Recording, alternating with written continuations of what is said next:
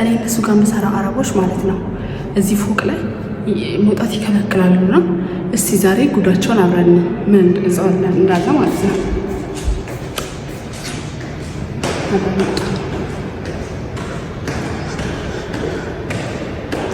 ጉዳቸውን ነው የምናየው ዛሬ።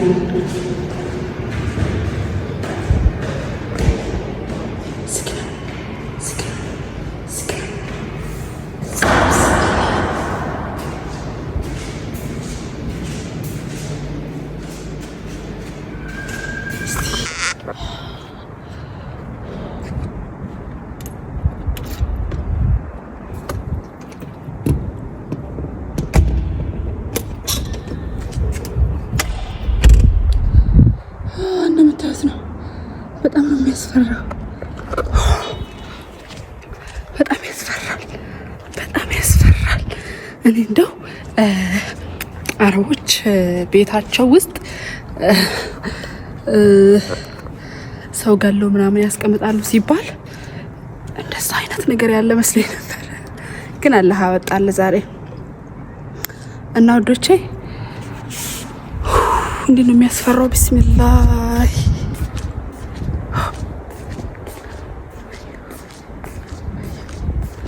አያችሁ ግን ወላሂ እኛ ሀገር እኮ አሁን እንደዚህ አይነት ነገር ነፋስ ማስገባ ምን ተነፍሰው እኮ በዚህ ነው ወላሂ አልሐምዱሊላህ። ግን የኛ ሀገር ሱብሃንአላህ ወላሂ ስንት ነገር እንደታደለ ያው ከጠፋው ሰፈራችን ይሄ ነው።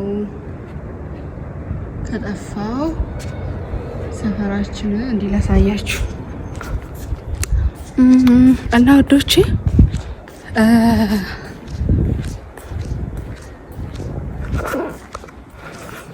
ما شاء الله ما شاء الله كلها تليفون ها كلها تليفون ما في شغل شفتي كيف ومشغله اغاني بعد شوفوا النظرة كيف بعد متضايجة وانا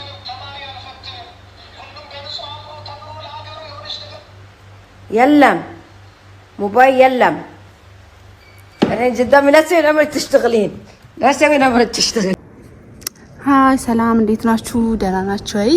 እኔ ያለው አልሐምዱሊላህ። ዛሬ እንግዲህ እኔ ጋር ሁሉ ሰላም አልሐምዱሊላህ። ዛሬ እንግዲህ ብቻዬን ከቤቴ ውጪ ቪዲዮ እየቀረስኩላችሁ ነው። እዩትማ ያለሁበትን ቦታ ከላይ ጣራ ላይ ነው ያለሁት። አልተመቸኝም ቪዲዮ ለመቅረጽ ማለት ነው። ክፍሌ ውስጥ ለመቅረጽ አልተመቸኝም። ልጆቹ በጣም እየተንጫጩ ስለነበረ ክፍሌ ውስጥ መቅረጽ አልተመቸኝም። ለዛ ነው ጣራ ላይ ወጣሁት እና የስልክ ሱስ ሰዎች ያለባችሁ ሰዎች ምን አድርጌ ነው የምትለኝ እና ወዶቼ የስልክ ሱስ ያለባችሁ ሰዎች እንደዚህ ልጅ እንዳትያዙ ማለት ነው።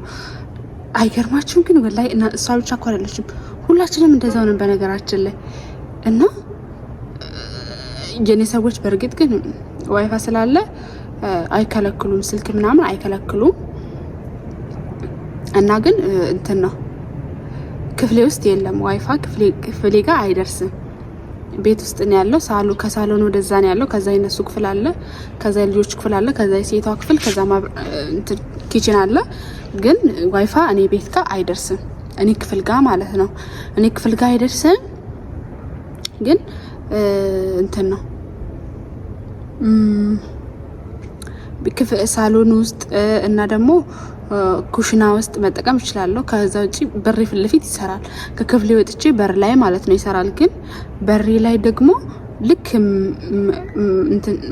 መተላለፊያ ስላለ መተላለፊያው ላይ ማለት ነው እንትን አለ መግቢያ በር ስላለ እዛ ጋር አይመችም ተቀምጦ ለመጠቀም ዋይፋይና አብዛኛውን ጊዜ እኔ ኪችን ውስጥ ተቀመጥ ነው የምጠቀመው። ፍሪ ከሆንኩም ኪችን ውስጥ ነው የምጠቀመው ማለት ነው። እና ወይኔች ልጅ ግን ወላሂ አሳዘነችኝ። እሺ ወላሂ አሳዘነችኝ። ግን አንዳንዴ ዋይፋይ ካለ ስራ ጨርሰን ብንጠቀም ጥሩ ነው። ምክንያቱም አንደኛ ነገር እነሱ እንዲሁ ራሱ ዋይፋይ እንድንጠቀም አይፈልጉም። ከዛ በተረፈ ግን እንደዛም የተሻለ የሚሆነው እኛ ስራችንን ጨርሰን ስንጠቀም ነውና ስራችንን ጨርሰን ብንጠቀም። ወይኔ ደግሞ እኮ አያችኋ ቪዲዮ ላይ የስልክ ሱስ ቤቱ ኩሽናውን እየጠረገች 10 ኪሎ ስልኳን እያወጣች። በነገራችን ላይ እሷ ማለት እኔ ነኝ። እኔ እቺ የምታያት እህታችሁ እኔ ነኝ።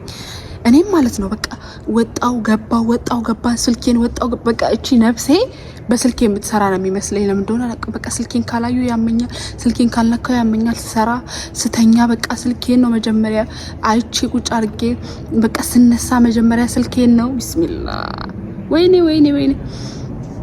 ብቻ ልል የምችለው ነገር አገራችን ስንገባ ይሄን የስልክ ሱስ ብቻ አላህ ይጠብቀን። ምክንያቱም እዚህ ቢያንስ እነሱን ፍራቻ እነሱን እየፈራን እነሱን ፍራቻ እየሰራን ነው የምንጠቀመው ማለት ነው። ግን እዛ ስንገባ ግን ለራሳችን ሰርተን ነው እንትን ማምጣት የምንችለው፣ ለራሳችን የምንኖርበትን ነገር ማምጣት የምንችለውና ካልሰራን ከየት ይመጣል? እዚህ ግዴታ እነሱን ስለምንፈራ በሰዓታችን ነው ተነስተን የምንሰራው ማለት ነው። ግን ኢትዮጵያ ስንገባ ብቻ ይሄ ሱስ ይልቀቀን። ያው እንደ ሌላው ነገር ሱስ ነው ብዬ ስላሰብኩ ነው የስልክ ሱስም ማለት ነው። ከዛ በተረፈ ግን እንደ ሀሳብ ማለት ነው ምን ትዝ አለኝ መሰላችሁ? ዛሬ በቃ ተጨናንቄ ድብርብር ብሎኝ ምን ሳስብ መሰላችሁ? ምን አለበት ግን እኛን የመዳም ቀሞች እነሱ ቤት ውስጥ ከሚያኖሩን ምን አለ የሆነ ካምፕ ተሰርቶ የሆነ ካምፕ ውስጥ ብንኖር እንደ ሀሳብ። ምን ትላላችሁ? አትስማሙበትም? የሆነ ካምፕ ተሰርቶ ካምፕ ውስጥ እኛ የመዳም ቅመሞች እዛ ውስጥ እንኖራለን። ከዛ በቃ በስራችን ሰዓት እንገባለን፣ በስራችን ሰዓት እንወጣለን። አሪፍ አይዲያ አይደለም? ወላሂ እንደዛ ቢሆን ጥሩ ነው።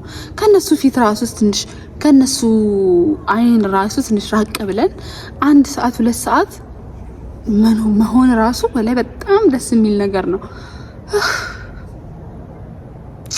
ያ ረቢ አላህ ብቻ ቀላሉን ያደርግልን።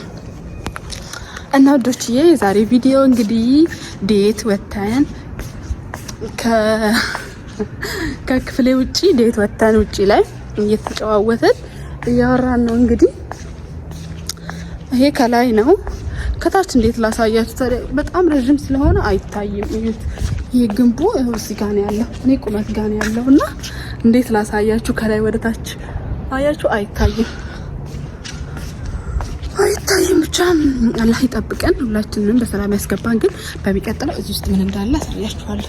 በጣም ነው የሚያስፈራው። በነገራችን ላይ እዚህ ጋር ምን እንዳለ አረቦች ሰው ቀብረው ምናምን ሰው ገለው ቀብረው ፍሪጅ ውስጥ ያስቀምጣሉ አላሉም? እዚህ ውስጥ እንደዚህ አይነት ነገር እንዳይኖር ፈራለሁ። በጣም ነው የምፈራቸው። በነገራችን ላይ እኔ እዛ ስሰማ የነበረው ተጽዕኖ ምናምን ይሁን አላውቅም፣ ግን በጣም ነው ፈራቸው። አዛን እየወጣ ነው።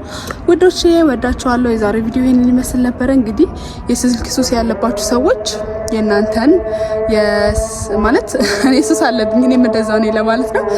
እና እናንተ እንዴት ናችሁ? ሱስ የለባችሁም ወይስ?